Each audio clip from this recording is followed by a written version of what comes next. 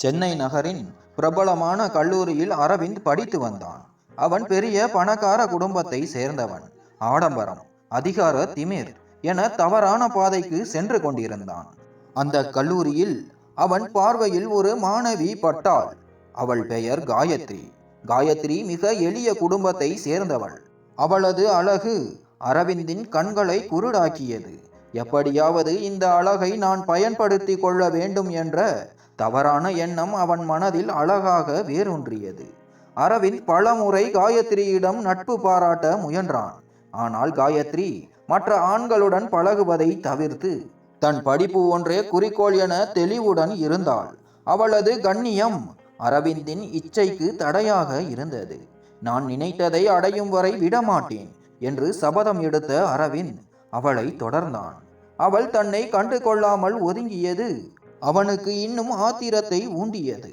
ஒரு நாள் அரவிந்தின் கோபம் உச்சத்திற்கு சென்றது. அவன் பலவந்தமாக காயத்ரியை இழுத்து கொண்டு கல்லூரி வகுப்பறைக்குள் சென்றான். அங்கு அவளுடன் வரம்பு மீற முயன்றான். திடீரென்று காயத்ரி தன் கையில் இருந்த முழு பலத்தையும் திரட்டி அரவிந்தின் கன்னத்தில் ஓங்கி ஓர் அறை கொடுத்தாள். இனிமேல் இது போன்ற காரியங்களில் இறங்காதே. திரும்பவும் முயற்சி செய்தால் உன் மீது காவல்துறையில் புகார் கொடுத்து கல்லூரியில் இருந்தும் நீக்கம் செய்து விடுவேன் என்று ஆவேசத்துடன் கத்தினாள். அந்த அறை அரவிந்தின் அகந்தையை தூண்டியது. அந்த நிமிடமே காயத்ரியை பழிவாங்க வேண்டும் என்று முடிவெடுத்தான். அரவிந்த் காயத்ரியின் குடும்ப விவரங்களை தெரிந்து கொண்டான். அவளுடைய அம்மா நோயாளியாக இருப்பதும் அவளும் அவள் அக்கா பானுவும் மட்டுமே அம்மாவுடன் தனியாக வசிப்பதும் தெரிய வந்தது. அரவிந்த் ஒரு ஆளை ஏற்பாடு செய்து காயத்ரியின் நடமாட்டத்தை கண்காணிக்க வைத்தான். அவள் எப்போது வெளியே செல்கிறாள், எப்போது வீடு தனிமையாக இருக்கிறது என்பதை அறிய காத்திருந்தான். ஒரு நாள் அரவிந்தின் ஆள் தகவல் கொடுத்தான். ஐயா, இப்போது காயத்ரி வீட்டில் தனியாக இருக்கிறாள். அம்மாவின் உடல்நிலை மோசமாக இருப்பதால் அவள் அக்கா பானு அம்மாவை மருத்துவமனைக்கு அழைத்து சென்றுள்ளார். இதுதான் சரியான தருணம் என்று முடிவு செய்த அரவிந்த் காயத்ரியின் வீட்டிற்கு சென்றான். முகத்தை முகமூடியால் மறைத்து கதவை தட்டினான். கதவை திறந்த காயத்ரி அரவிந்தை பார்க்கவில்லை. முகமூடியுடன் நின்றிருந்த அவனை கண்டதும் குழப்பமடைந்தாள். அரவிந்த் நேரத்தை வீணாக்காமல் அவளை உள்ளே தள்ளி கதவை பூட்டினான். யார் நீ? என்ன வேண்டும் உனக்கு என்று அலறினாள் காயத்ரி. அரவிந்த் அவளது வாயை பொத்தி பலவந்தமாக இழுத்து சென்று அவளது கற்பை சூறையாடினான். இந்த சண்டையில் அரவிந்தின் முகமூடி நழுவி விழுந்தது. காயத்ரி தனக்கு இந்த அநீதியை இழைத்தவன் அரவிந்து தான் என்பதை கண்டு கொண்டாள். அவள் அழுதாள், சாபமிட்டாள், கதறினாள். ஆனால் அரவிந்துக்கு இவை எதுவும் ஒரு பொருட்டாக இல்லை. தான் நினைத்ததை செய்து முடித்து விட்டோம் என்ற திருப்தி மட்டுமே அவனுக்கு.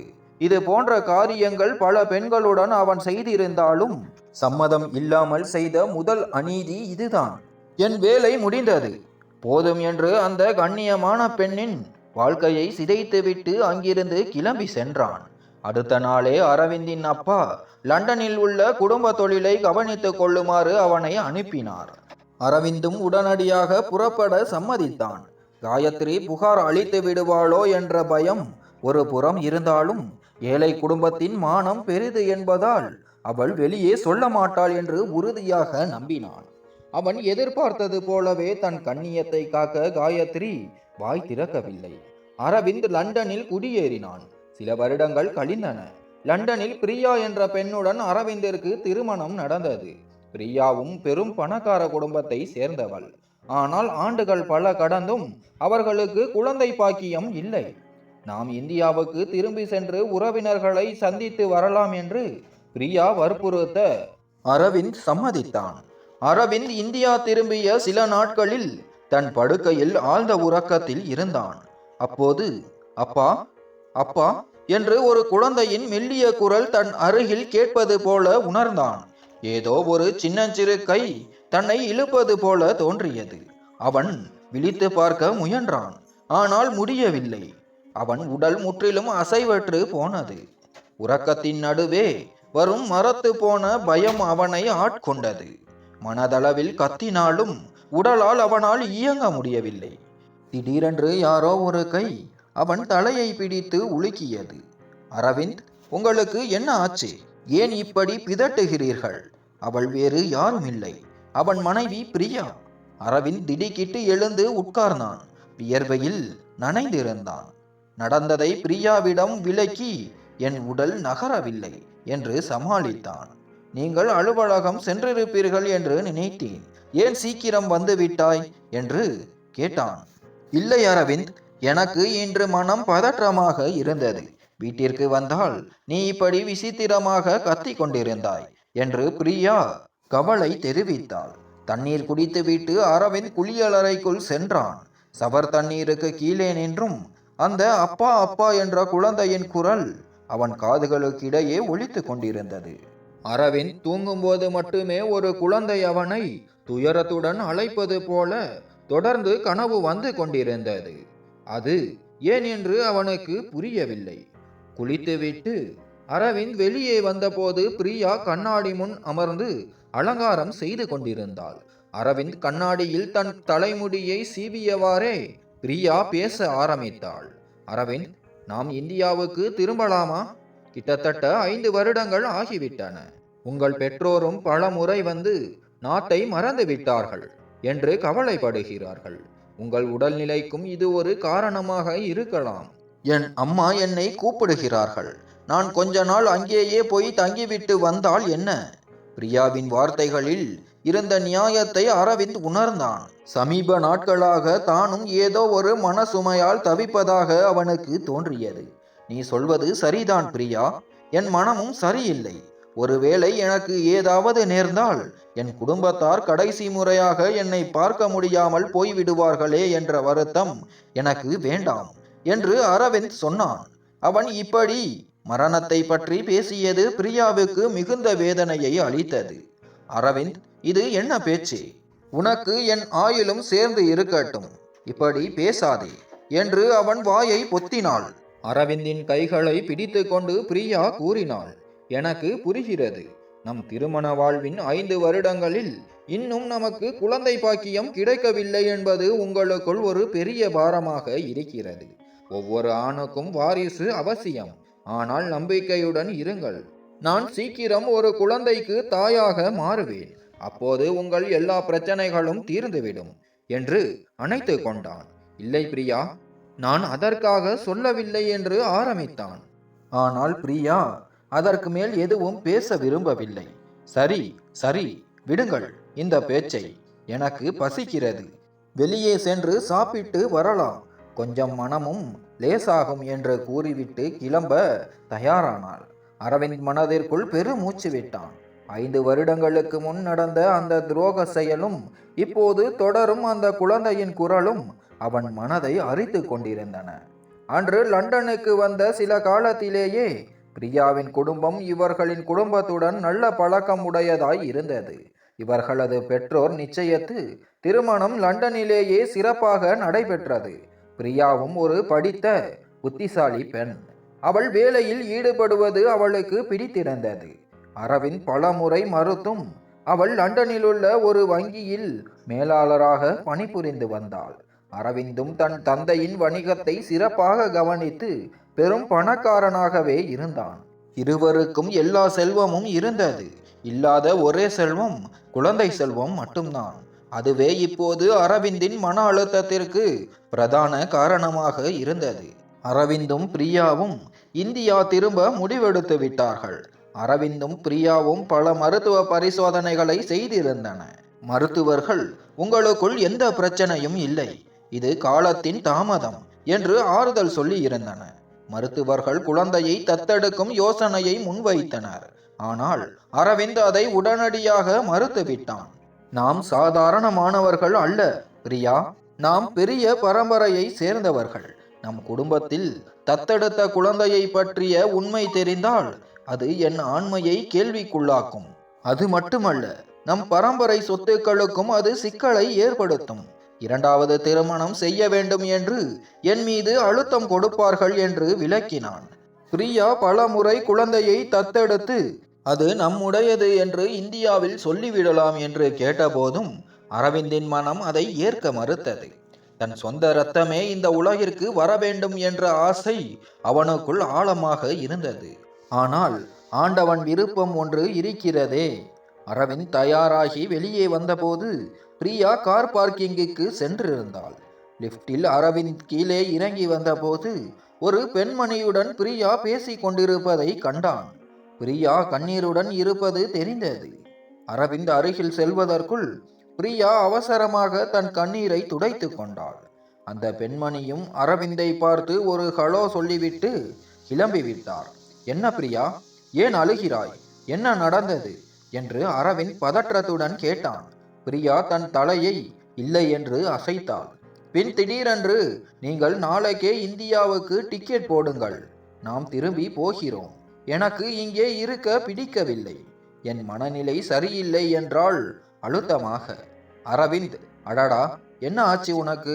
டாக்டரிடம் போகலாமா என்று கேட்க அவள் அதை மறுத்துவிட்டாள். நான் சொல்வதை மட்டும் செய்யுங்கள், எனக்கு இந்தியாவுக்கு போக வேண்டும் என்று கூறிவிட்டு காரில் ஏறி ஜன்னலை நோக்கி திரும்பிக் கொண்டாள். அரவிந்த் குழப்பத்துடன் ஓட்டுநர் இருக்கையில் அமர்ந்தான். சிறிது நேரம் கழித்து பிரியா அவனை பார்த்து, நாம் அங்கு சென்று எல்லோரிடமும் உண்மையை சொல்லிவிடுவோம் என்றாள். அரவிந்த் ஆச்சரியத்துடன் அவளை பார்த்தான். அவள் தொடர்ந்தாள், பொய்களை மறப்பது நமக்கு நாமே அழிவை தேடிக் கொள்வதுதான். நாம் எல்லோரிடமும் உண்மையை சொன்னால் நமக்கு ஒரு குழந்தையை தத்தெடுக்கவும் ஒரு புதிய வாழ்க்கையை தொடங்கவும் எளிதாக இருக்கும். நாம் நிரந்தரமாக இந்தியா செல்லவில்லை. கொஞ்ச காலம் உறவினர்களின் மனதை கவர்ந்து நமது நிலைமையை சொல்லிவிட்டு இங்கேயே வந்து குழந்தையை தத்தெடுக்கலாம். இங்கு தத்தெடுக்க ஆயிரக்கணக்கான குழந்தைகள் கிடைக்கின்றார்கள் என்றாள். அரவிந்த் குழம்பி போனான். என்ன உண்மையை சொல்கிறாய் பிரியா? நாம் குழந்தையை தத்தெடுக்கும் விஷயத்தை இங்கே இருந்தே தொலைபேசியில் சொல்லலாமே. எதற்காக இந்தியாவுக்கு போய் இதை சொல்ல வேண்டும் என்று கேட்டான். பிரியா சில நொடிகள் மௌனமாக அவனை பார்த்தாள். பிறகு பார்வையை திருப்பிக் கொண்டாள். இப்போது என்னால் எதையும் சொல்ல முடியாது. நான் இந்தியா போக வேண்டும் என்று முடிவெடுத்து விட்டேன்.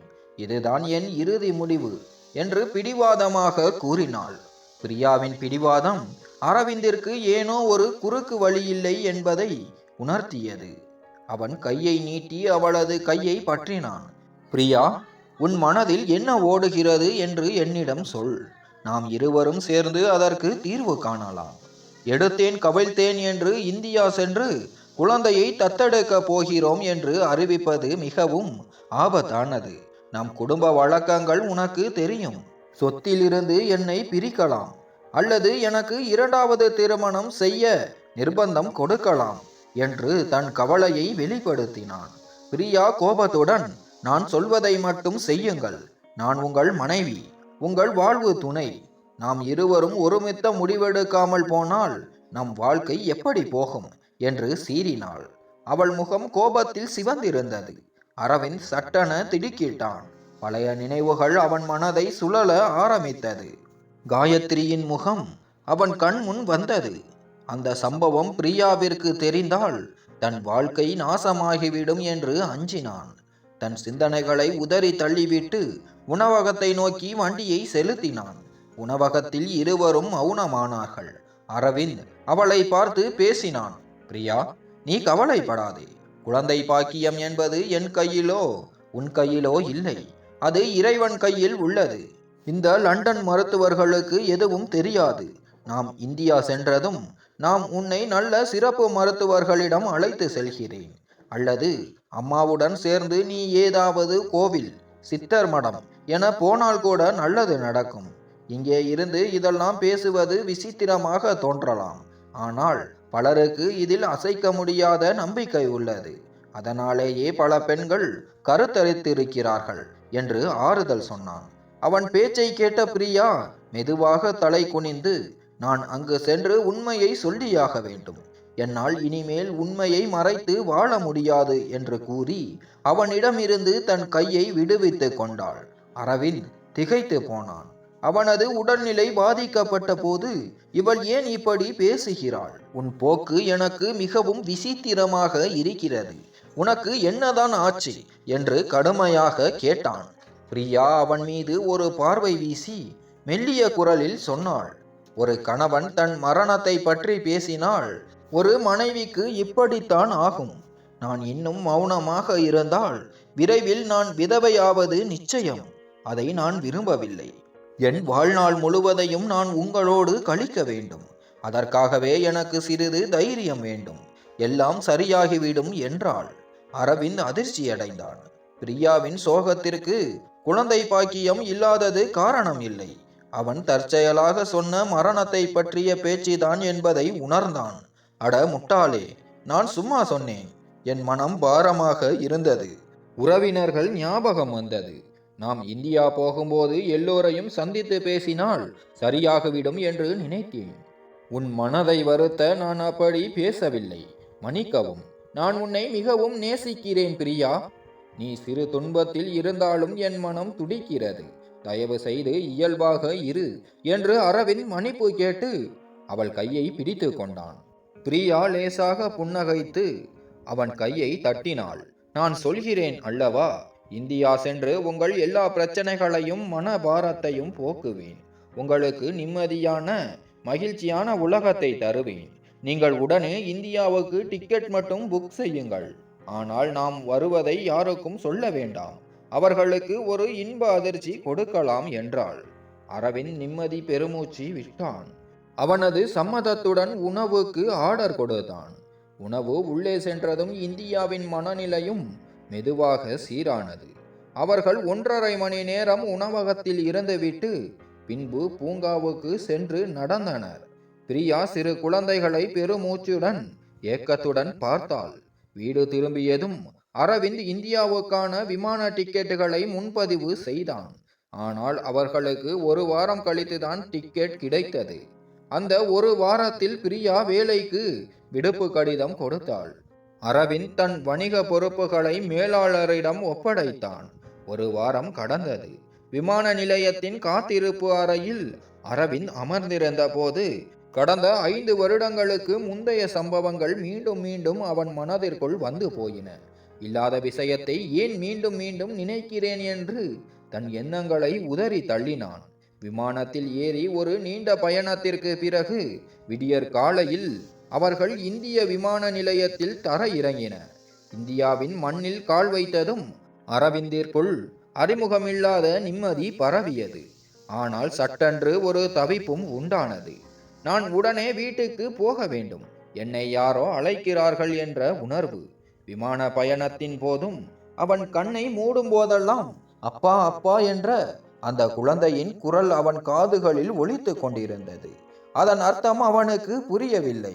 ஒரு டாக்ஸி பிடித்து 1.5 மணி நேரம் பயணித்து தங்கள் பிரம்மாண்டமான பங்களாவின் வாசலை அடைந்தனர். காவலாளி அரவிந்தை பார்த்ததும் ஆச்சரியத்தில் உறைந்து போனான். ஐயா, நீங்கள் திடீரென்று வந்துவிட்டீர்களே என்று மகிழ்ச்சியுடன் அரவிந்தை கட்டிப்பிடித்து கொண்டான். சின்ன ஐயா வந்துவிட்டார் என்று அவன் வீட்டிற்குள் ஓடி சென்று சத்தம் போட்டான். அரவிந்தும் பிரியாவும் சிரித்தபடி வீட்டிற்குள் நடந்தனர். 5 வருடங்களாக இழந்திருந்த அந்த அன்பும் உறவின் வாஞ்சையும் மீண்டும் கிடைக்கப் போகிறது என்ற எதிர்பார்ப்புகள் பிரியாவின் முகத்தில் மகிழ்ச்சியை கொடுத்தது. அவர்கள் பிரதான வாசலை கடந்து வீட்டு வாசலை நெருங்கிய போது திடீரென ஒரு சிறிய குரல் ஒலித்தது. அப்பா, என் அப்பா வந்து விட்டார். அந்த குரல் கேட்டதும் பிரியா சட்டென்று திரும்பி பார்த்தாள். ஒரு குண்டான அழகான குழந்தை ஓடி வந்து அரவிந்தின் கால்களை கட்டிக்கொண்டு ஆனந்தத்துடன் கத்தியது. என் அப்பா வந்து விட்டார், என் அப்பா வந்து விட்டார், என்னை கொஞ்சுங்கள் என்று அந்த குழந்தை கத்தியது. அரவிந்தும் பிரியாவும் அதிர்ச்சியில் உறைந்து போயின. அரவிந்த் 5 வருடமாக குழந்தை பாக்கியத்திற்காக ஏங்கி தவித்திருந்தான். இப்போது அந்த குழந்தை அப்பா என்று அழைத்ததும் அவன் இதயம் திடீரென்று நெகிழ்ந்தது. கேள்வியோ சந்தேகமோ இன்றி அவன் குழந்தையை தூக்கி கொண்டான். உன்னை தூக்கட்டுமா கண்ணா என்று கேட்ட அந்த குழந்தையின் கன்னத்தில் முத்தமிட்டான். பிரியா 2 அடி பின்னால் விலகி சென்றாள். ஆனால் அரவிந்தின் கவனம் முழுவதும் அந்த குழந்தை மீதே இருந்தது. உன் பேர் என்னப்பா, நீ யார் என்று அரவிந்த் கேட்டபோது வீட்டில் பல வருடங்களாக வேலை செய்யும் ஆயா பாட்டி ஓடி வந்து அரவிந்திடம் பேசினார். அரவிந்தை பார்த்ததும் அவருக்கு எல்லையில்லாத மகிழ்ச்சி. பின்னர் குழந்தையை அரவிந்திடம் இருந்து வாங்கி கொண்டு மன்னிக்கவும் ஐயா, இந்த குழந்தை விளையாட்டுத்தனமாக யாரை பார்த்தாலும் அப்பா என்று சொல்லிவிடும். இது புதிய வேலைக்காரி காயத்ரியின் மகன். அவள் 2 மாதங்களுக்கு முன்புதான் வேலைக்கு சேர்ந்தாள் என்று கூறினார். காயத்ரி என்ற பெயரை கேட்டதும் அரவிந்தின் இதயம் ஒரு கணம் வேகமாக துடித்தது. அந்த குழந்தையின் முகத்தை உற்று பார்த்தான். ஏனோ அந்த குழந்தை தான் மறக்க நினைக்கும் ஒருவனுடன் ஒத்து போவது போல் அவனுக்கு ஒரு சந்தேகம் எழுந்தது. உடனே தன் பார்வையை திருப்பி அந்த எண்ணத்தை ஒதுக்கி தள்ளினான். அரவிந்த் வந்த செய்தி வீடு முழுவதும் பரவ அவனுடைய தாய், தந்தை, தம்பி, தாத்தா, பாட்டி என எல்லோரும் மெயின் ஹாலுக்கு ஓடி வந்தனர். அரவிந்த் குழந்தையை பற்றிய சிந்தனையிலிருந்து விலகி தனது குடும்பத்தின் பாசத்தில் மூழ்கினான். ஆனால் பிரியா மிகவும் வித்தியாசமாக இருந்தாள். அவள் அனைவரிடமும் கை குலுக்கினாள். அரவிந்தின் அம்மா, அண்ணி போன்றவர்கள் அவளை அணைத்து கொள்ள முயன்ற போது அவள் சோர்வாக இருப்பதாக கூறி விலகி நின்றாள். பிரியாவின் இந்த விலகிய போக்கு அரவிந்திற்கு சற்று அவமானமாக இருந்தது. பயணத்தின் சோர்வாக இருக்கும் என்று சமாதானப்படுத்தி கொண்டான். அனைவரும் உணவு மேசைக்கு வந்தனர். அரவிந்தின் அம்மா அவனை பார்த்து கண்ணில் நீர் வழிய, அரவிந்த், என் செல்லமே, 5 வருடங்களுக்கு பிறகு வீடு வந்திருக்கிறாய். ஒரு வார்த்தை சொல்லி இருக்கலாமே. நாங்கள் உன்னை விமான நிலையத்தில் வரவேற்று பெரிய விருந்து ஏற்பாடு செய்திருப்போமே. நீ ஏன் சொல்லாமல் வந்தாய் என்று அன்பாக கடித்து கொண்டார். அரவிந்த் சிரித்தவாறே, நான் உங்களின் இந்த ஆச்சரியமான மகிழ்ச்சியான முகத்தை பார்க்க வேண்டும் என்றுதான் சொல்லவில்லை அம்மா. நீங்கள் எல்லோரையும் இன்ப அதிர்ச்சியில் ஆழ்த்த வேண்டும் என்றுதான் நானும் பிரியாவும் திடீரென வந்தோம் என்றான். அரவிந்தின் பதிலால் தான் அனைவரும் மகிழ்ந்தனர். அரவிந்தின் அம்மா பிரியாவை பார்த்து, மிகவும் நல்ல காரியம் செய்தாய் மருமகளே. நீ உன் கணவனை இங்கு அழைத்து வந்திருக்கிறாய்.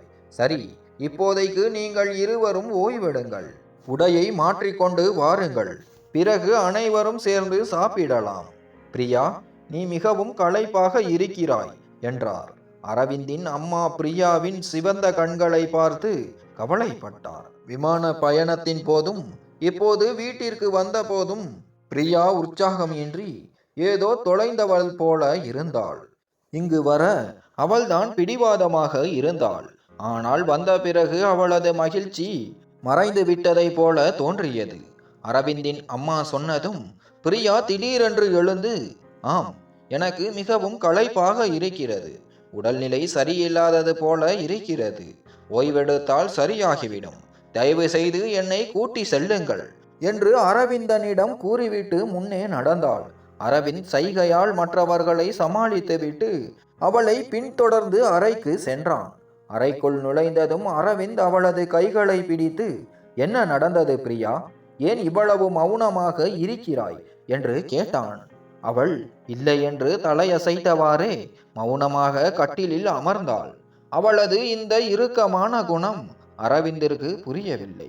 5 வருடங்களுக்கு முன் இருந்ததைப் போலவே அறை இன்னும் சுத்தமாக இருந்தது. தன் தாய்தான் வாரந்தோறும் அறையை சுத்தப்படுத்தும்படி செய்திருப்பார் என்று நினைத்து கொண்டான். அரவிந்த் குளிப்பதற்காக கழிவறைக்குள் சென்றான். வெளியே வந்து பார்த்தபோது பிரியா அறையில் இல்லை. அவனுக்கு ஆச்சரியமாக இருந்தது. இவள் தானே களைப்பாக இருக்கிறது, ஓய்வெடுக்க வேண்டும் என்று சொன்னாள். எப்போது எங்கே போனாள்? சாதாரணமாக விமான பயணத்திற்கு பிறகு அவள் போதுமான அளவு தூங்கவில்லை என்றால் அவளுக்கு தலைவலி வரும். அதனால் அவள் எங்கே சென்றாள் என்று பார்க்க கீழே போகலாம் என்று கதவை நோக்கி சென்றான். அரவிந்த் கதவை நோக்கி சென்றபோது அறை கதவு திறந்தது. உள்ளே நுழைந்து பிரியாவை பார்த்து அரவிந்த் அதிர்ந்து போனான்.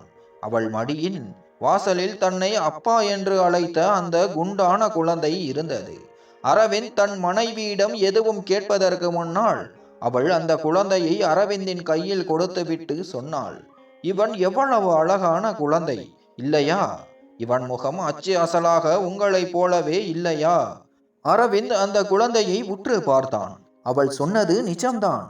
அந்த குழந்தையின் முகம் தன்னை போலவே இருந்தது. ஆனால் இதைவிட முக்கியமாக தான் நினைக்கக்கூடிய பயப்படும் ஒருவனுடன் ஒத்து போவது போலவும் இருந்தது. அரவிந்த் மறுப்பு தெரிவித்து தலையசைத்தான். இல்லை இல்லை, அப்படி எதுவும் இல்லை. இது எப்படி என்னை போல இருக்கும்? நான் இவனை அறிந்ததில்லை. பார்த்ததில்லை. இவன் என் குழந்தை இல்லை. அப்புறம் குழந்தைகள் அப்படித்தான். இதுக்கு சுமார் 4 வயசு இருக்கும். இந்த காலத்து குழந்தைகள் இப்படி விளையாட்டுத்தனமாக சொல்வதுண்டு என்றான். பிரியா சிரித்தவாறே தலையசைத்தாள். ஆமாம், நீங்கள் சொல்வது சரிதான். இவனுக்கு 4 வயதாகிறது, 2 வயதல்ல. இந்த குழந்தைக்கு ஓரளவு விவரம் தெரியும். ஒருவேளை இவன் தவறுதலாக சொல்கிறானோ என்னவோ. நான் கீழே சென்றபோது இவன் அழகாக இருந்ததால் உங்களிடம் கொண்டு வரலாம் என்று நினைத்தேன். உங்களுக்கு இவனை பிடித்திருந்தது அல்லவா? அரவிந்த் அவளை பார்த்து, பிடித்திருந்ததுதான். ஆனால் நீ ஏன் இவனை கொண்டு வந்தாய்? இவனை வெளியே அனுப்பு. நீயும் போய் ஓய்வெடு. நான் இவனுடன் கொஞ்ச வேண்டியதை முடித்து விட்டேன்.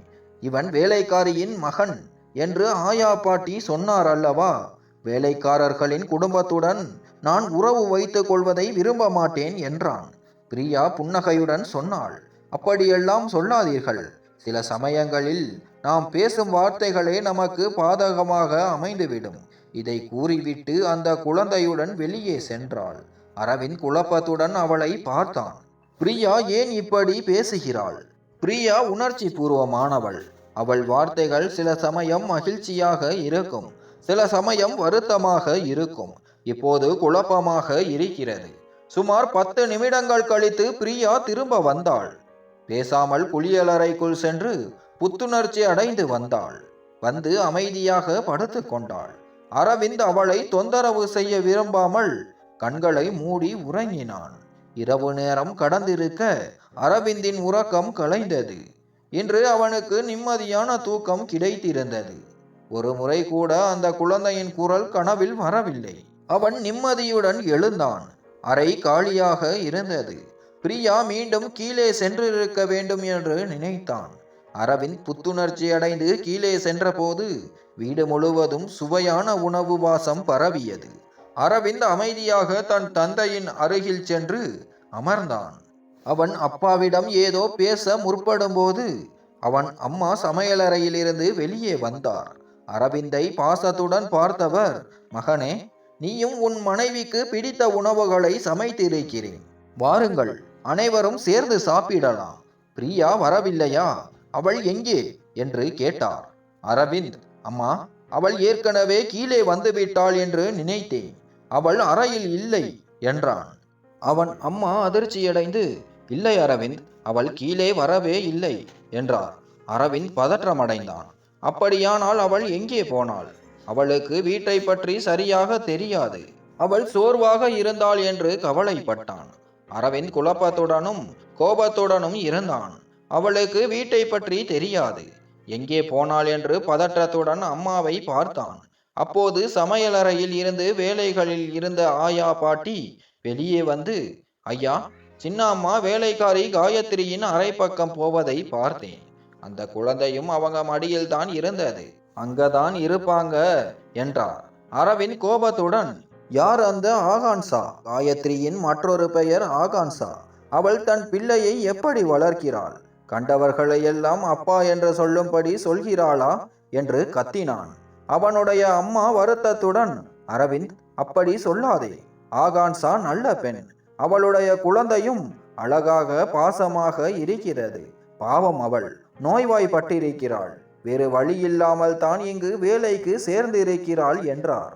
அரவிந்த் ஆத்திரத்துடன், அம்மா, நான் எத்தனை முறை சொல்லி இருக்கிறேன், இந்த சாதாரண ஆட்களுக்கு இவ்வளவு முக்கியத்துவம் கொடுக்காதீர்கள் என்று.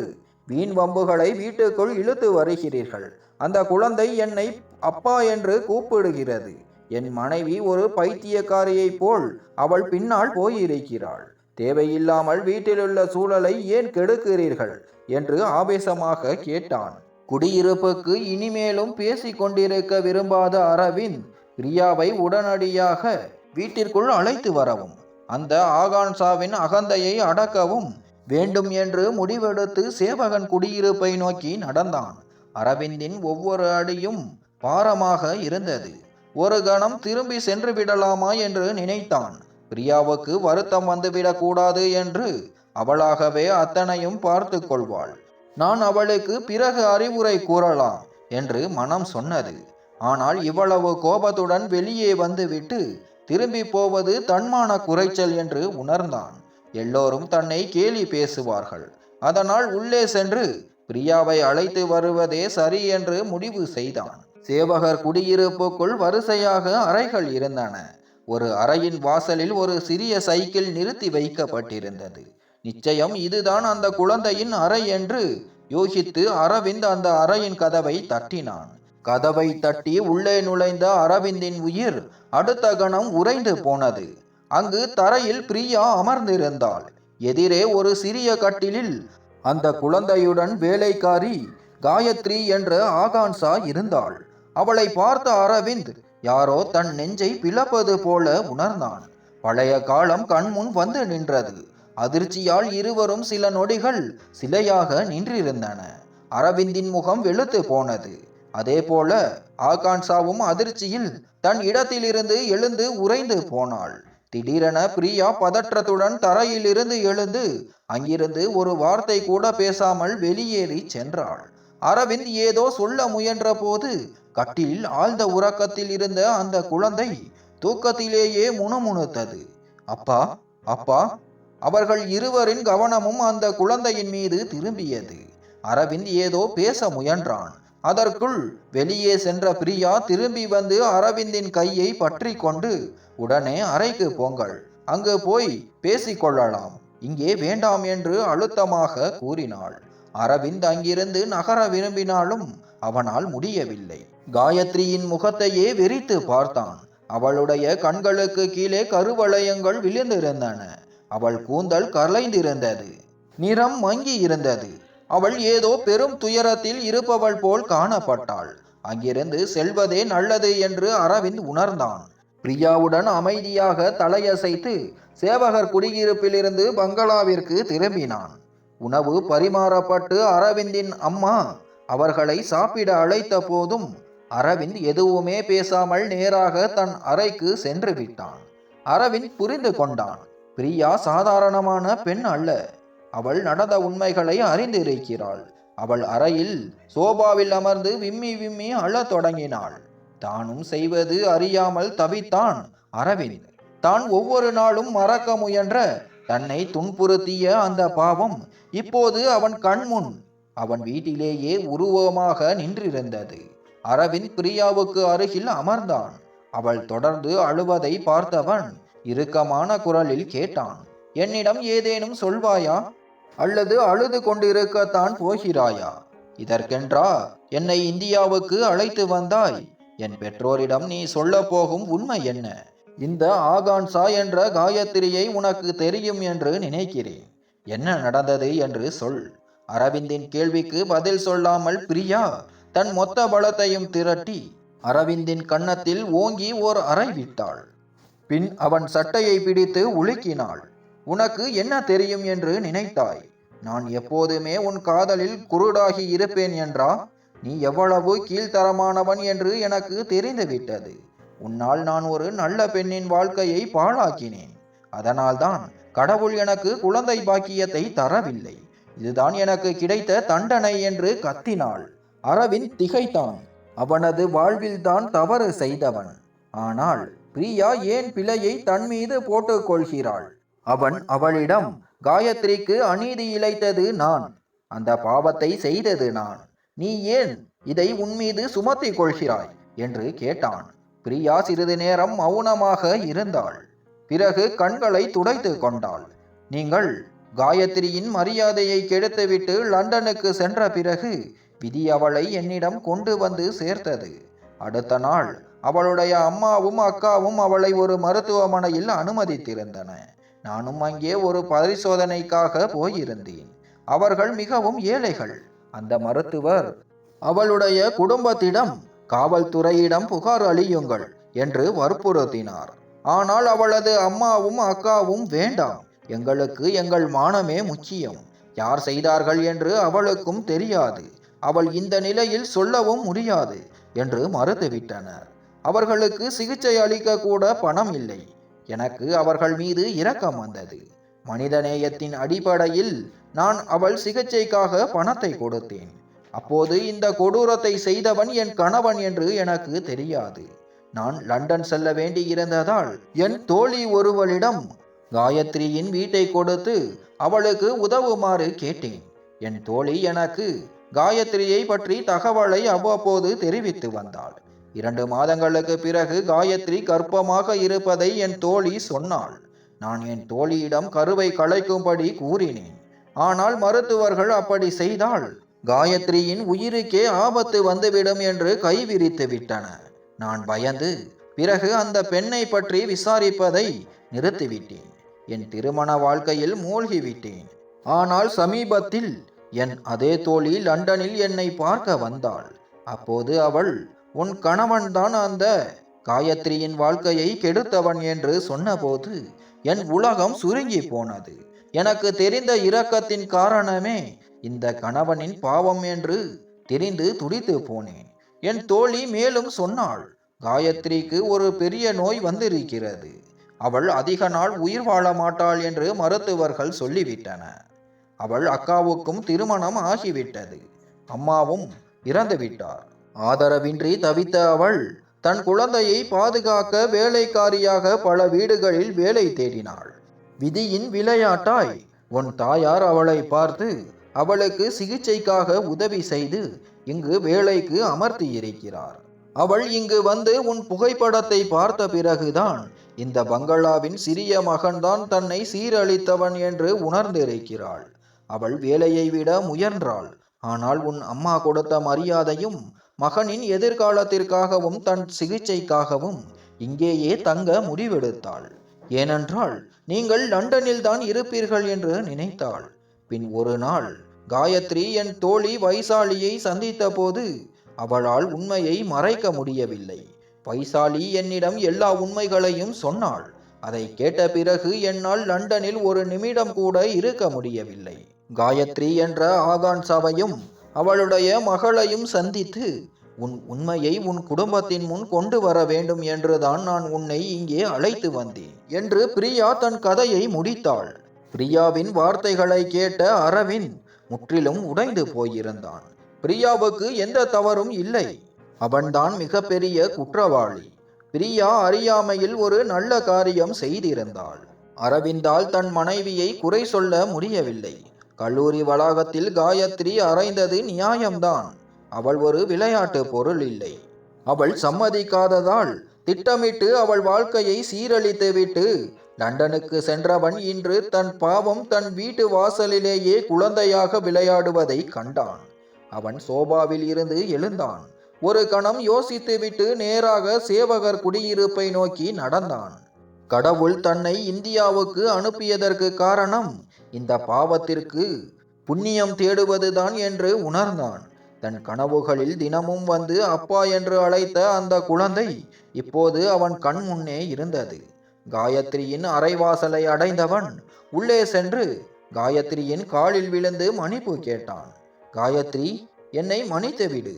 நான் என் பாவத்தின் பானைக்குள் சிக்கிக் கொண்டேன். எனக்கு ஏன் குழந்தை பாக்கியம் இல்லை என்று இப்போது புரிகிறது.